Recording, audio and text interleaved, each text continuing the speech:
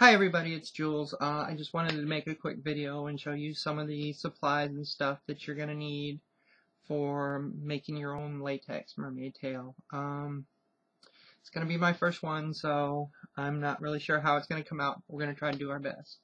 A couple of things that you might be able to find around the house that are going to be very helpful to you is Saran wrap and duct tape. Now, you need these to make, if you want to, you don't have to, but to make a body dummy of you from basically your belly button down to your ankles. Now, you're going to need somebody else to do this because you're not going to be able to do it by yourself. But you're going to wrap yourself tightly first with the Saran wrap as much as you can. I mean, not super tight, but tight. All the way down. And make sure you're not wearing anything. And my cat is in the back cleaning herself. So I'm going to shift just a little bit. So you wrap the Saran wrap all the way down. Make sure you're wearing, short shorts or a bathing suit. A bathing suit is preferred. And then you're going to wrap the Saran wrap all the way down. Then you're going to go over that with 3 layers of duct tape. And then once you're done with that, you're going to cut down the back to get yourself out of it. Once you get yourself out of it, you're going to duct tape that cut back up, make it nice and tight, and then you're going to start stuffing it with plastic bags, newspapers, whatever you get. Me, personally, I go a little bit overboard. I'm going to probably get a couple cans of the spray foam, and I'm going to buy the larger ones and spray that into it because I'm going to tape off where my feet are just a little bit, but make it easy to wear. I can get it off, fill that with spray foam, let it fill and sit, so that'll give me a nice firm structure. And then just to smooth the outside out, because the inside's not going to be anywhere near smooth and I don't want to take the shell off, I'm going to pour a light fiberglass resin coat over it. You can pick up a gallon of fiberglass resin for about $35–40 at like Ace Hardware, Home Depot, Lowe's, wherever. So that's going to get you your body mold, which is a real good thing to have. Next thing you're going to need is like a 4x8 sheet of plywood, which I'm not going to show in this video because, well, I'm not bringing a sheet of plywood into my house right now. So you're going to need that. That's going to help you. And then also get some 2x4s to board around it, so you can make a nice border for your molds. Once you do that, you're going to need 4 pieces of poster board, which I do have. Get the largest ones you can. You're going to tape those together so you can cut your outline. And then you're also going to need some clay. Now, this isn't the exact clay you should be using, but I'm on a budget, so I have to use what I can get. If you get this clay, you have to keep it very, very moist.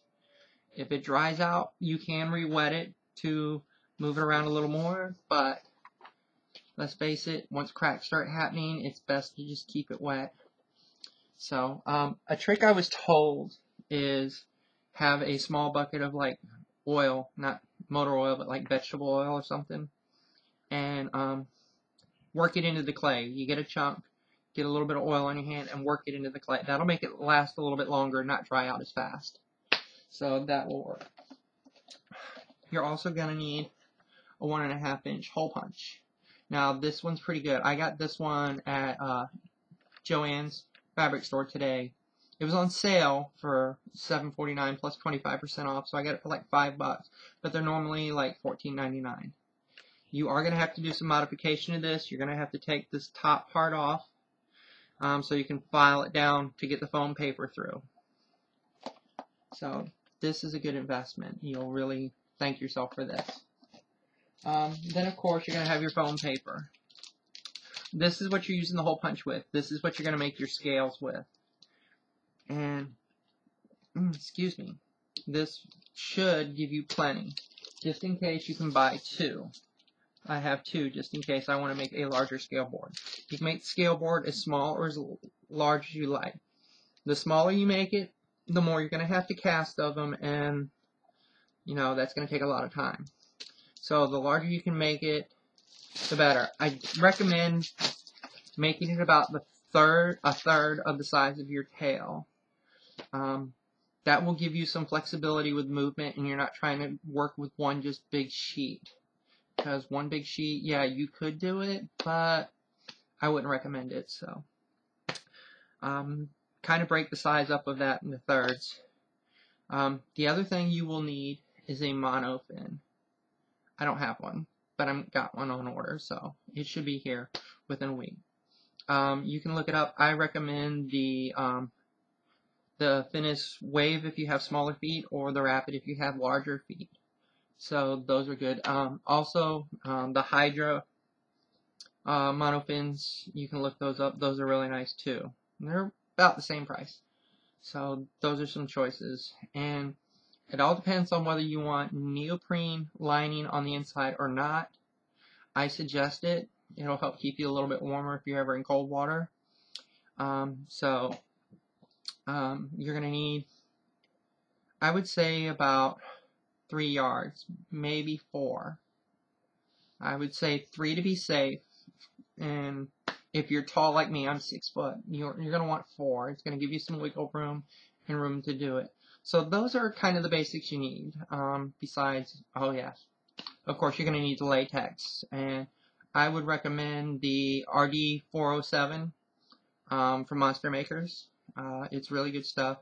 1 gallon of it is about $45 plus shipping, or you can get a 5-gallon bucket, and it will cost you about $145. So you're going to save like almost $100 if you just go ahead and get the 5 gallons.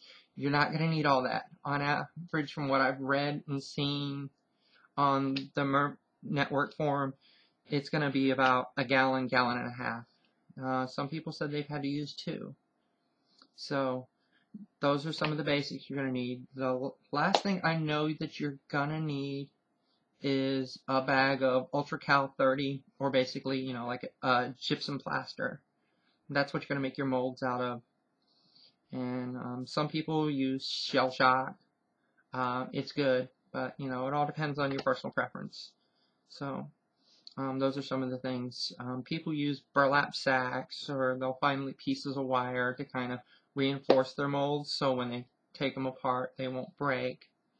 So that's one good thing. And I don't know yet. I haven't tried this. So some people say get Vaseline. Some people say get something that's kind of an oil base to go over your scale board. And I'll be posting more videos to kind of show you what this stuff is. So, anyways, that's some of the basics that I'm learning. I'm pretty sure there's more that I've missed. If you know of anything I missed, please make sure you say something or make a note below this video. I'm hoping this is going to help and everything. As I do each step, I'm going to try to take a short video, or I may take a long video, but edit it down for time. So, anyways, thanks folks. Enjoy.